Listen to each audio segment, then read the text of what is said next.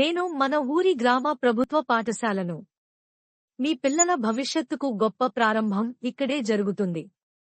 విద్య, పోషణ మరియు మౌలిక వసతులతో కూడిన పాఠశాల ఎక్కడ కనిపిస్తుంది అంటే అదే మన గ్రామంలోని ప్రభుత్వ పాఠశాల.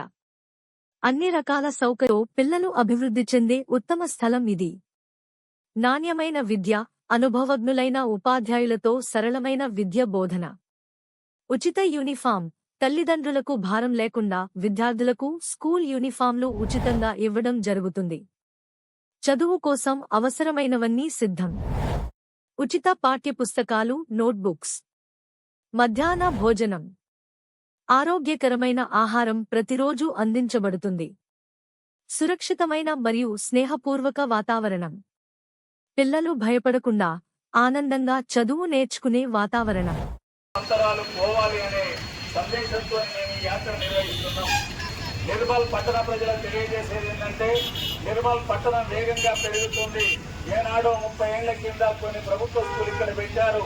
కొత్తగా అభివృద్ధి చెందిన నివాస ప్రాంతాల్లో ఒక ప్రభుత్వ బడి కూడా లేదు. కాబట్టి నిర్మల్ పట్టణంలో కొత్త బడులు పెట్టండి. ప్రైమరీ స్కూళ్లలో ప్రీ ప్రైమరీ తరగతులు, ఎల్కేజీ, యూకేజీ తరగతులు ప్రారంభించండి. అందుకు అవసరమైన ఏర్పాటు చేయండి. అవసరమైన తరగతి కనీసం 15 నుంచి 20 మంది విద్యార్థులు ఉండే రకంగా ప్రాథమిక పాఠశాలని రీఆర్గనైజ్ చేయండి. ఉచిత బస్సులు పెట్టండి. ఆ పద్ధతిలో ఉచితంగా అందరికీ విద్య అందించే ఏర్పాటు చేయండి. ప్రైవేట్ స్కూళ్లు వద్దు, ప్రభుత్వ స్కూళ్లు ముద్దు అనే రకంగా రాష్ట్ర ముఖ్యమంత్రి గారి దగ్గర నుంచి అందరూ చొరవ తీసుకోండి. కేంద్ర ప్రభుత్వం కూడా విద్యుత్ నిధులు అత్యధికంగా విడుదల చేసి తెలంగాణ రాష్ట్రంలో ప్రభుత్వ రంగంలో మంచి విద్యను అందించడానికి కృషి చేయాలని చెప్పి కోరుతున్నా. చివరగా ఆదిలాబాద్ ఉమ్మడి జిల్లాలో యూనివర్సిటీ లేదు.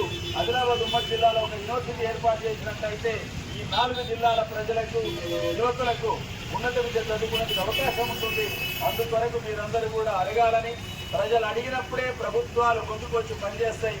అడగండి, నిలదీయండి, ప్రభుత్వ పనులను బాగు చేసుకోండి, ప్రభుత్వ యూనివర్సిటీని సాధించుకోవాలని చెప్పి కోరుతూ అందరికీ నమస్కారాలతో ముగిస్తున్నాను.